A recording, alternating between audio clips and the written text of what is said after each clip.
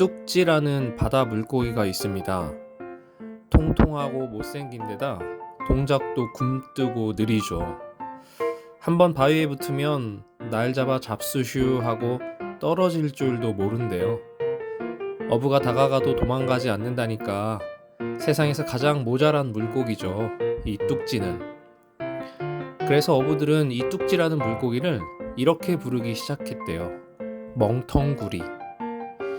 근데 살다 보니 뚝지 같은 사람들이 보입니다. 가끔은 어리석을 정도로 하나밖에 모르는 이런 뚝지 같은 사람이 그립기도 하고요. 손해 좀 보면 어때요? 그런다고 크게 달라지나요? 오늘은 이런 뚝지 같은 마음으로 편안하게 이 아침을 열어볼까요? 2023년 3월 16일 새벽기도의 말씀입니다. 오늘은 조금 어두운 면 하나를 살펴보아야 되겠습니다. 마르다의 신앙에서 우리가 발견하는 어두운 일면인데요. 마르다는 굉장한 믿음의 사람입니다. 그는 베드로와 함께 성경에서 가장 완벽한 신앙 고백을 한 두 사람에 들 정도로 믿음이 대단한 사람이었죠. 마르다가 어느 정도로 믿음의 사람인지 23절 이하를 보겠습니다. 예수님께서 울고 있는 마르다에게 내 오라비가 다시 살리라 하고 말씀하시자 그는 그 말을 대뜸 이렇게 받았습니다. 마지막 날 부활에는 다시 살 줄을 내가 아나이다. 마르다는 마지막 날 부활을 믿고 있었습니다. 여러분, 대단한 믿음 아닙니까? 또 예수님께서 나는 부활이요 생명이니 하고 말씀하시자 마르다는 그 말을 이렇게 받았습니다. 주여, 그러하외다. 주는 그리스도시요 세상에 오시는 하나님의 아들이신 줄 내가 믿나이다. 이 얼마나 기가 막힌 신앙 고백입니까?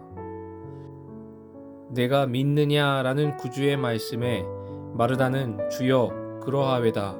주는 그리스도시요 세상에 오시는 하나님의 아들이신 줄 내가 믿나이다 라고 대답하였다.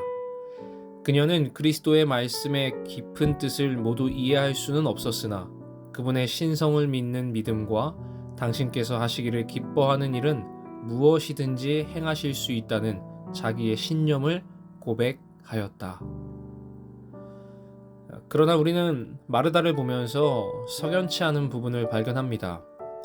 이렇게 완전한 신앙 고백, 이렇게 완벽한 믿음을 가졌음에도 불구하고 그 믿음이 오빠를 잃어버리고 슬퍼하는 자기에게 별 도움이 되지 않는 것처럼 보인다는 것이죠.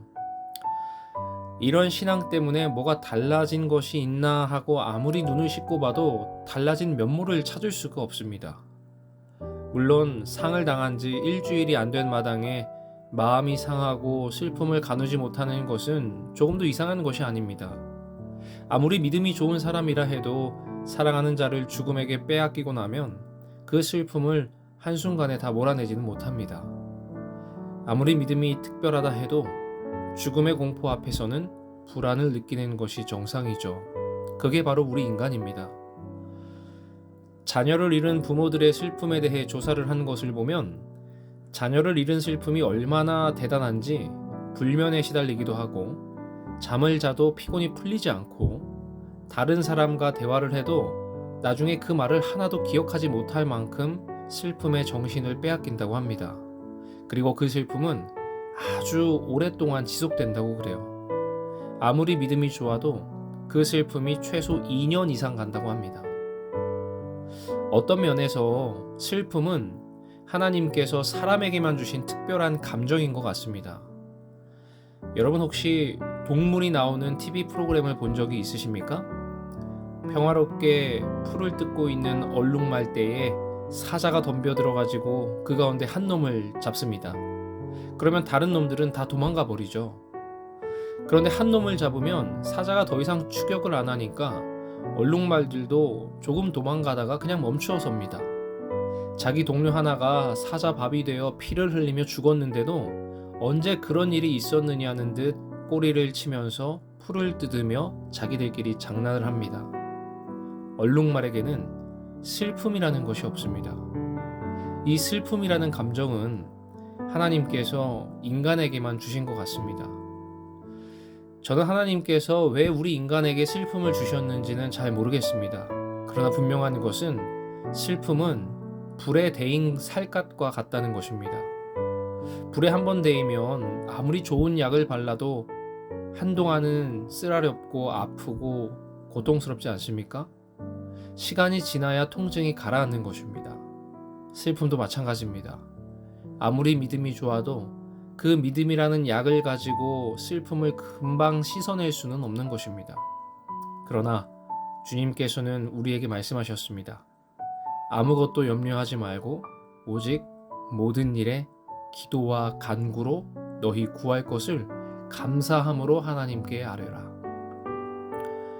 혹시 지금 수많은 염려와 걱정으로 힘들어하시는 분이 계시다면 이 아침 감사함으로 하나님께 나아가시길 바랍니다.